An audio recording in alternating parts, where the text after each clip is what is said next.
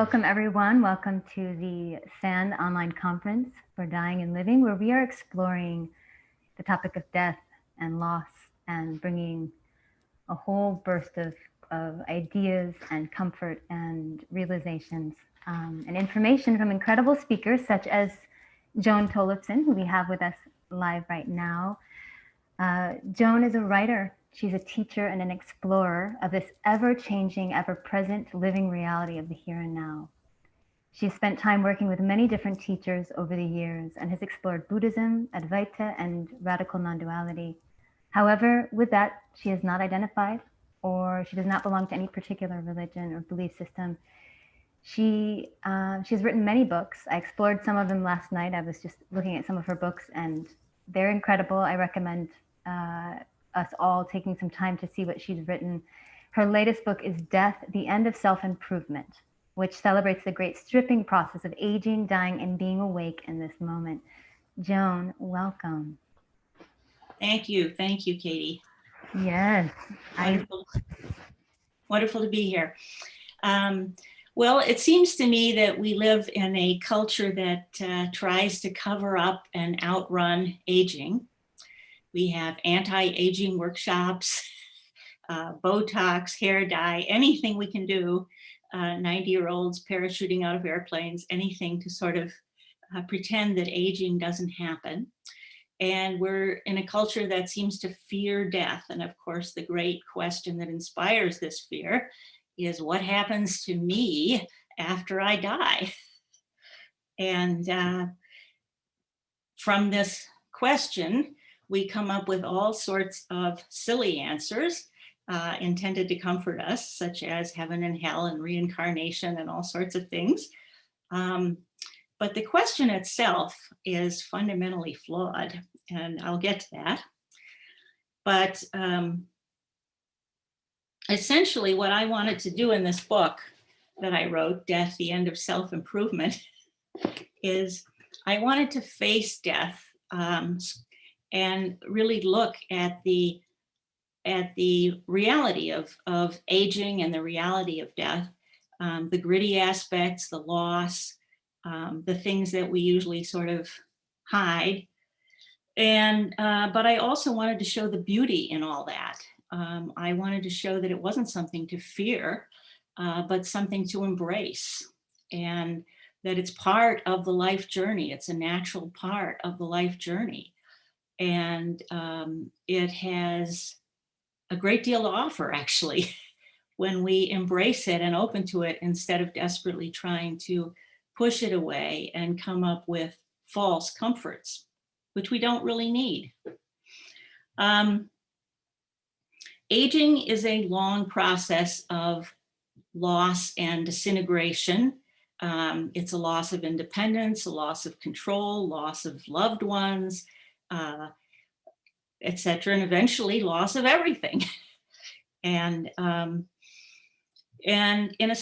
noticed that there's a lot of parallels between that and the awakening journey, which is also a loss of illusions, a loss of beliefs, a loss of things that we have been clinging to for security and comfort that aren't really real, a loss of identities. And so there's something really powerful in that journey of that stripping away, that loss, when we can actually open to it. I wanted to show that the fear of death is based on a delusion, as I said. You know, this question about what happens to me after death is very similar to the old question people used to have long ago about what will happen to me if I sail off the edge of the earth, which seemed like a perfectly reasonable question back then. But in fact, it was not a reasonable question. And the fear that we might plunge into the void if we sailed off the edge of the earth was based on a false understanding of the earth, of course. And similarly, this me that we're so concerned about, who might die, when we look for it, we can't really find it. I mean, scientists can't find it, meditators can't find it, we can't find it. What is it? There seems to be some sort of me in here who is, authoring my thoughts and making my choices and living my life and deciding which sand events to go to and so on. But if we really look at how all of that happens, it just happens. We can't really find any little entity back there. If I watch right now as these words are coming out, I can't really find anybody back there who's kind of authoring them. It's happening. Or we might say, well, me, that's the body, that's the mind, that's my personality, me. But the body, the mind, and the personality, there's nothing there that's solid, persisting, substantial at all. This body is not the same body that was here 3 minutes ago, much less 70 years ago. It's not the same mind from 1 minute to the next, from 1 second to the next. The personality also goes through changes. There may be patterns, but even the patterns are changing. A person is like a wave in the ocean, like a wave. You can't really find where one wave begins and another wave ends. You can't find, there's no division between the wave and the ocean. The water that's in one wave moves into another wave. In the same way, we are completely inseparable from the so-called environment that we seem to be in. We can't exist without air, sunshine, water, food. Without the whole universe being the way it is, we can't be here. So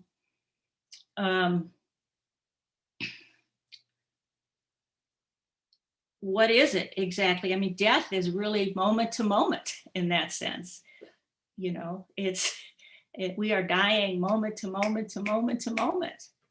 And this me that we're so concerned about, we can't actually find. We go to sleep every night and disappear completely in deep sleep. We're not there. The movie of waking life, the movie of everyday life disappears. And the one who cares about all that disappears. The one who's worried about what happens after death disappears. And yet somehow we think that when we die, it's going to be different. We're still going to be there. It's going to be like being buried alive or something. And we're not going to be able to get the TV back on to see what happens next. And it's all really kind of silly. I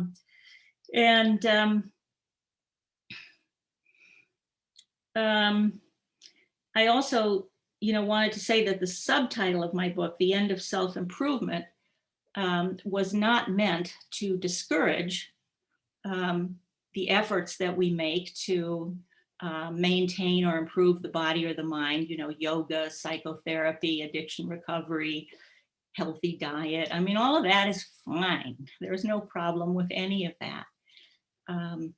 The problem is when we're sort of obsessed with self-improvement, based on this idea of trying to arrive at some new improved me who is finally in the future going to be happy and okay. And of course, that future never arrives. And the whole story is rooted in a sense of deficiency and lack. It's rooted in a sense of not being good enough, not being okay. And that kind of self-improvement, which feels very pervasive in our culture, along with the sense that a lot of people have of feeling like they're not good enough, we're not okay, we lack something, we're not enlightened yet, we're not this, we're not that, we're too this, not enough that.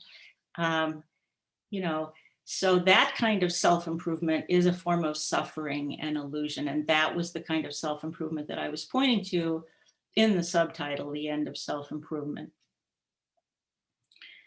And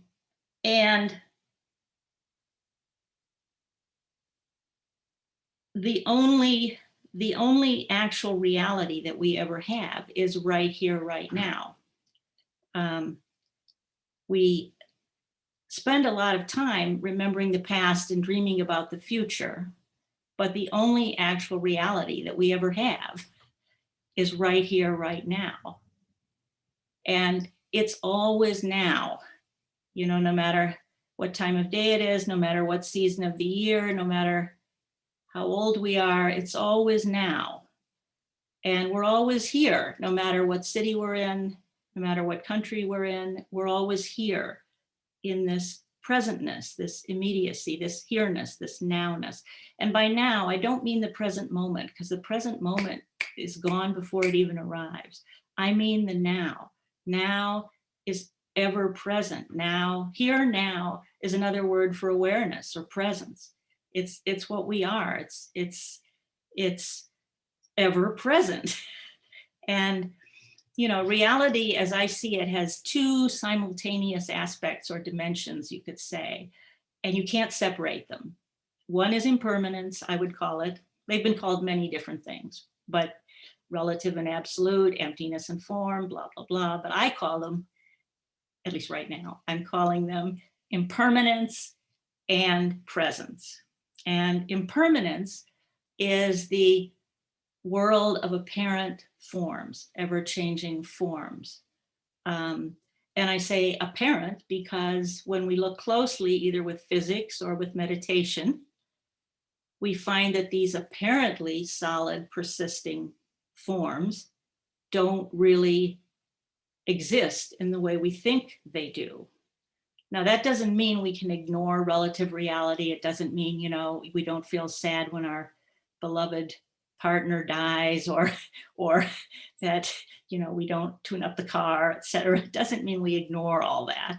But when we really look closely, excuse me a second. When we look closely, we can't really find these things. There's a Buddhist teaching that the true understanding of impermanence is that there is no impermanence, which sounds incredibly crazy and paradoxical. What could that possibly mean? But what they're pointing to is that the impermanence is so thoroughgoing, so complete, that no thing, no solid, persisting, substantial thing ever actually forms to be impermanent. And see, we think, well, there's all these sort of semi-permanent things like tables and chairs and you and me, and they're all impermanent. And that makes us sad and scared. But when we really see the thoroughgoing nature of impermanence, we see that there's nothing to worry about. It's like the ocean, the waves again. There's no, you can't get hold of a wave. You can't, it doesn't hold still. You can't separate it out. It's the same kind of thing. So there's nothing here to die in that sense. Again, that doesn't mean we go around denying the fact of, the apparent, the fact of death and the loss of loved ones, et cetera, et cetera. But when we really look closely, death is moment to moment, and there's nothing persisting or solid here ever at all. So that's impermanence. That's the world of apparent forms. And then presence is here now, this ever-present presence, which is here in every different experience. It doesn't matter whether it's an experience of confusion or clarity, of enlightenment or delusion. It always is here now. It is this presence, actually. This presence is what everything is. And when we really realize, not believe, not think intellectually, but when we really see and realize these aspects of reality, impermanence and presence, when we feel that and sense that, embody that, see that, realize that, whatever, however you want to say it, recognize it. There is no fear of death. It disappears.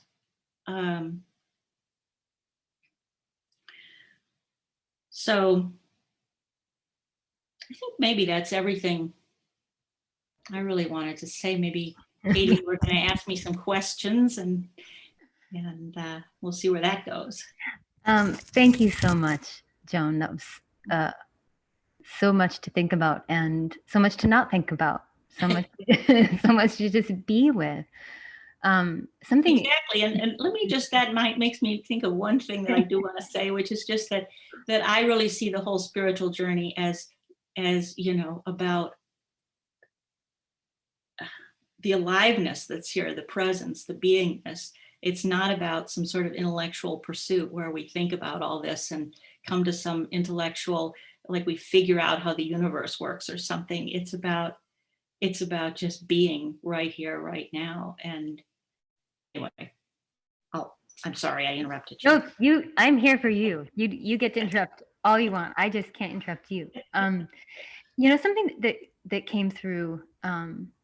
I read a bit of your work last night, and I was really drawn to read a story that you'd written about your story, your life story, and I think number 22 it was called, and reading about the challenges that you've been through, the pain, the heartache, the heartbreak, being completely almost like you were in a washing machine, being tumbled and drowned in the life experience. And it brings me to this, and then reading how, you went to Chicago and took care of your mother, and you had this awakening that in a sense you weren't seeking any longer.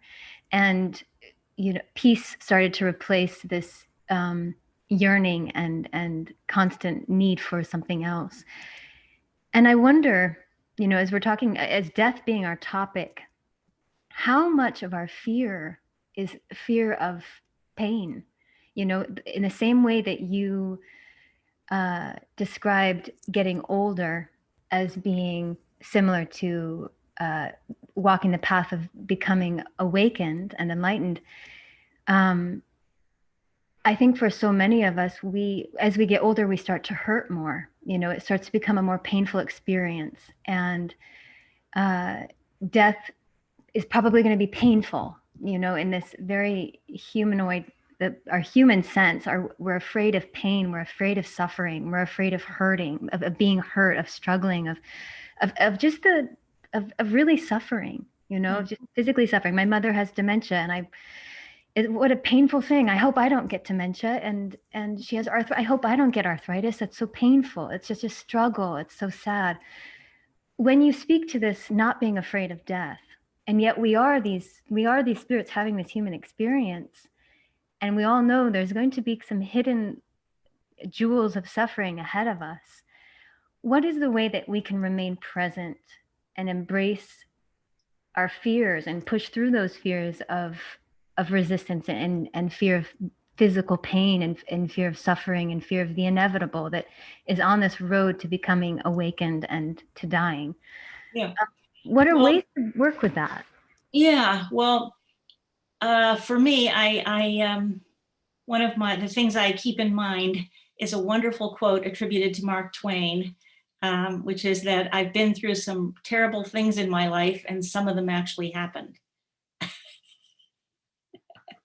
And and you see, like everything you just described, the fear of that you might get dementia, that you might get arthritis, that you might have a painful deathbed, et cetera, et cetera. And I know those fears. I mean, if I start thinking about it, oh my God, what if I end up in a nursing home and the nurses are abusive and my roommate is, watching horrible things on TV all day. You can get very scared and worried, but you just kind of notice it's all thinking. It's all just thinking. It's all a dream. And you don't really, if any of these things actually happen, they won't be the way we've imagined them. That doesn't mean they won't necessarily be painful. They may be painful. I mean, I had one of the things I write about in this book is that I had a couple years ago, I had an anal cancer. And I had to have radiation, and, that whole part of my body was burned. And basically, it was very painful and it wasn't fun. But, when they described to me in the beginning what I was going to go through, and I ended up with an ostomy. My poop comes out into a bag on my belly. And, when they described all that to me and before it happened, yeah, it didn't sound good at all.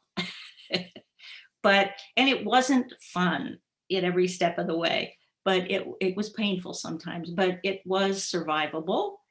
And it wasn't what I imagined it would be. And I'm finding that it's okay living with an ostomy. I'm not, it has limited my life in certain ways, but that's okay. It actually feels like it fits very well with where I am in my journey. And the whole thing was an amazing gift in many ways. I received an immense amount of love and support, which was really transformative, I have to say. And the whole thing was I described it as an awakening journey, as a gift, really. And so I think the key there is to, that we are suffering. I distinguish between pain and suffering. Pain is physical hurt or emotional hurt that, is in the emotional pain can be very, it when it gets prolonged, then it falls into the category of suffering. And when physical pain is suffering, and the distinction I make between pain and suffering is that suffering is the thinking about it. And so one of the things that I discovered years ago when it was, I think, the first long Zen sesshin I did. And that's, you sit there day after day in this cross-legged position, and you're in horrible pain, and, and when the pain would come, the discovery I made was that when I was resisting the pain, when there would be these thoughts of, oh my God, when is the bell going to ring? I can't stand this. This is going to kill me. What if it gets worse? Blah, blah, blah.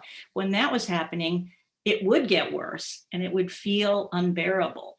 But when I just completely entered the pain with awareness, when I just completely opened to it, when I just completely allowed it or explored it with attention, when I just literally went into it, suddenly it was actually interesting. It was totally bearable. It was interesting. And there were moments where it completely dissolved, and then it would come back, and then it would dissolve. And I could see that it was changing, that it wasn't a solid thing. And so that really was a lesson in the possibility of meeting pain in a different kind of way. And the same with emotional pain, like when my mother, after my mother died and I was grieving, I just noticed how thought played a part in it so much of the time.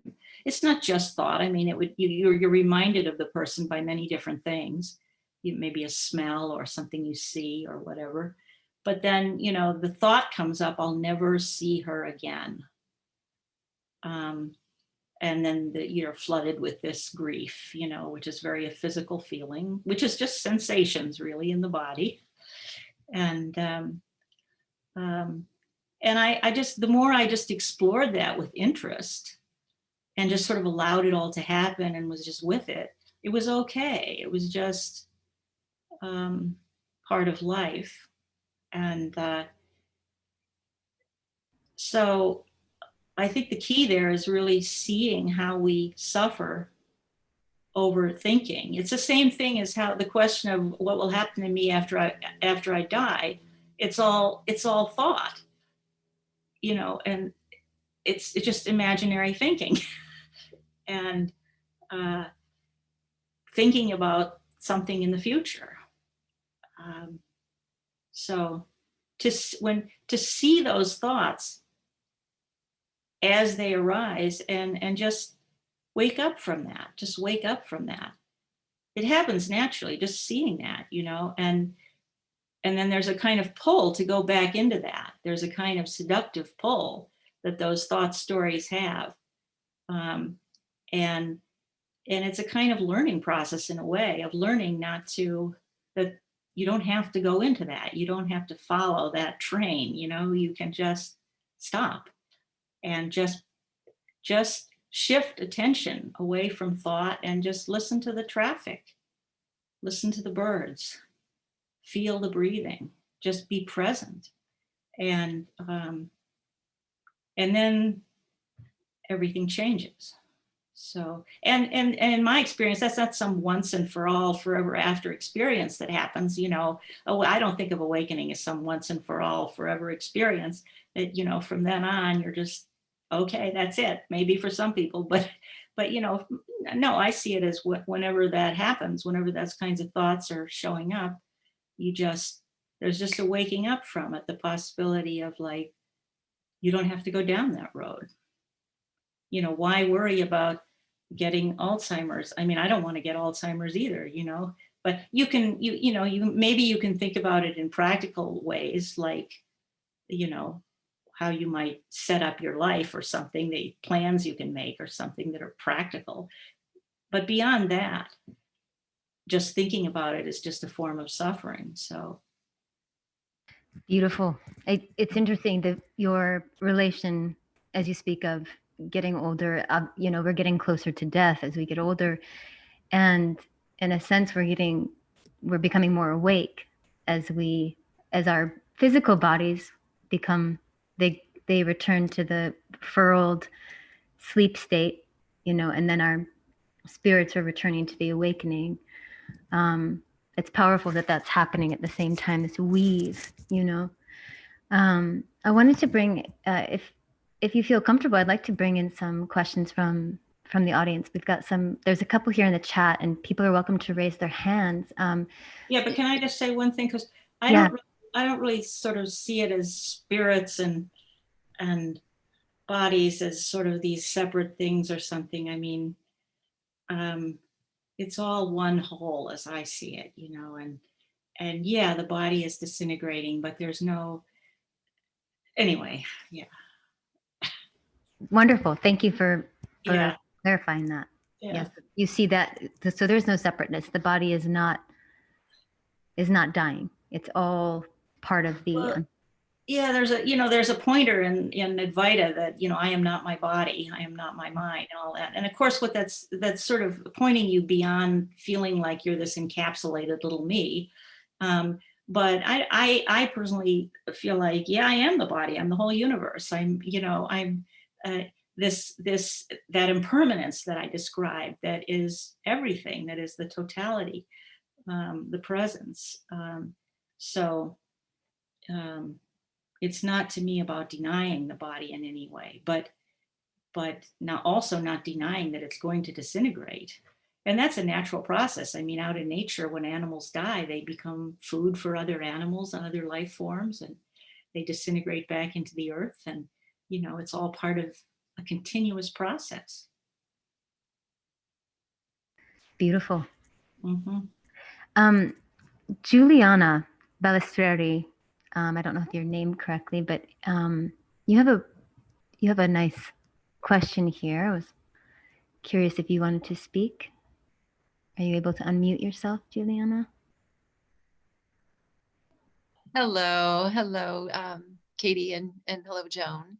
Hi. So as I mentioned in the chat, in several of the talks, the issue of the End of Life Option Act and self-chosen euthanasia has come up, and I'm just curious about your reflections on that topic. Great question. I am a big supporter of the right to die movement and physician-assisted dying, whatever we want to call it. I wish it was legal in this country, in every state, and I wish it was legal in a broader way than it is in the ways that it is legal. We have it here in Oregon, where I live, and which I'm very grateful for. But it's very limited. You have to have a terminal diagnosis. You have to have a life expectancy of no more than 6 months. And you have to have, I think, two doctors or three doctors or something sign off on it. You have to be in, sound mental health, blah, blah, blah. So there's many steps you have to go through. I mean, I was with my first lover, actually, when she died here in Ashland. And she said, dying is actually quite hard. As she got the stuff, she was going to take it, and then she never took it. She ended up dying without it. And that happens. Many people do that. They get it, and it's a sort of comfort to know that they have it if they want it. And I have another friend here who did take it, used it. And then I have another friend here who had to end his own life by his own means because he had a progressive illness that was going to lead to very, very unpleasant things. But he did not have a 6-month life expectancy. It was much more than that. And so he had to do it himself. And that was very hard on him, hard on his loved ones. And so I, for example, we talked about Alzheimer's. I mean, if I had a diagnosis of Alzheimer's, I would like to end my life before I become, completely out of it.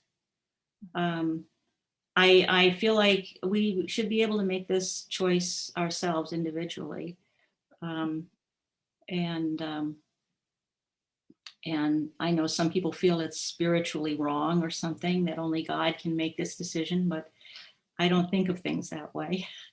And, we wouldn't be here to be as old as I am if we hadn't had modern medical intervention. I would have been dead at 26 from my first cancer. So it's like the fact that we're here at all is because medicine intervened, and I don't see why medicine shouldn't be able to provide us with a medically reliable and comfortable death, if we so choose. Of course, I don't think anyone should be forced to do that or anything. And one of the main groups that has opposed it is the disability movement. And I am a person with a disability. I have one hand. And, I have seen no evidence in places where this is legal that there has been any kind of genocide against people with disabilities. So I'm a big supporter. On a related note, actually, the whole conversation of what they call VSED too, which is the voluntary stopping of eating and drinking, which is another form that some people choose at a certain point in their process to voluntarily. And that was something that my grandmother, who had Parkinson's and lost the ability to swallow, chose. And it really impacted me deeply because she was so conscious about that choice and not wanting to have a feeding tube. And so that always really impacted me, the peace with which she died. That's beautiful. Yeah, I've seen a movie on that way of doing it. And yeah, it's definitely an option. Yeah. Well, thank you so much. Really appreciate your talk. Thank you. Thank you, Juliana. Thank you. It's interesting with so much of your work, you've worked for many years, you've taken many different paths and worked with many different teachers, and it's bringing you to this place of, would you say surrender into the present moment? So, as being an activist for so long, we kind of, I've spent time as a feminist as well, and there was this momentum, this fierceness, like this push that was like a fire burning in you, and that it was momentum that brought you in the direction of accomplishing, doing, it could be destructive but also positive work in the world. As you reach this place of coming to peace in yourself, and that the spirit of seeking dissipates, how does that go in balance with the part of you, the fierce part of you that is taking action and pushing forward? Where does that fire reside within you? Well, I think it's, everyone has a unique everyone is completely unique. There are no two snowflakes alike, and there are no two people alike. And I don't think there's any one path that's the right path for everyone. I think we're all unique. So for me, I was a political activist for a while. I was in the disability rights movement. I was in the independent living movement. I was in the feminist movement. I was in the lesbian gay movement. I was in the anti-imperialist left. I mean, I was in Central America solidarity work. I was in a lot of movements, and that just kind of disappeared. And I got into Zen, and then was with Tony Packer. And then I got into Advaita and satsang and blah, blah, blah, as you said, many different teachers and things. And politics just kind of gradually faded more and more out of my life. I still am a political, person. I watch the news. I tune in. I know what's going on. I'm sure I'll watch the debate tonight, or at least part of it. I care about the world. I have opinions. Every now and then I write something that's political and get myself in a bit of trouble. But for the most part, it seems to be, that's kind of just kind of dissolving for me. And I feel like actually that meditation and awakening and whatever words we want to put on the spiritual path and in its various forms is also a form of political work in itself, and I'm not talking here about engaged Buddhism or liberation theology. I'm talking about just the act, say, of meditating is, I think, a political act, in that I think, if we make political changes without getting to what's at the root of some of the problems we have, which is really has to do, I think, with the sense of being separate and et cetera, et cetera. If we don't get to the root of that, the things that we create, and we've seen this, in so many socialist revolutions and things, where we start out with something really with beautiful intentions and we end up with Stalin and Mao, so it's like, and in my experience in the radical left, I saw that, so it's like, I would think, oh my God, if these people take over, I don't know. So it's like, I'm really glad there are people out there being political activists, because, there's a lot of, things that can use change. But I'm not motivated to do that anymore. And I don't know, that's just been my process. I wouldn't say it's everybody's process. But I think it's important to see that just my friend John Butler, who's a Christian mystic, he went off to save the world in South America when he was a young man. And this phrase came to him, which was to make whole, be whole. And I find that really beautiful, that one of the most beautiful things we can do is to be whole. And we are whole, but to be knowingly, consciously be this wholeness, this. Beautiful. If we want wholeness, to be the wholeness. Yeah, because at the level of sort of everyday life, apparent form and all that, we're always going to have conflict, because everything shows up in polarities. That's its nature. So we're always going to have, and no two people see the same world. No two people agree on no one agrees on absolutely everything with anybody else. So it's like, we're never going to exactly agree on how the world should be. So there's always going to be conflict and disagreement. That's just part of how this manifestation is going to be. And so I think coming to a certain peace about that, which again doesn't mean I don't care, or that I don't do this or that, but I don't do much anymore. But I vote, but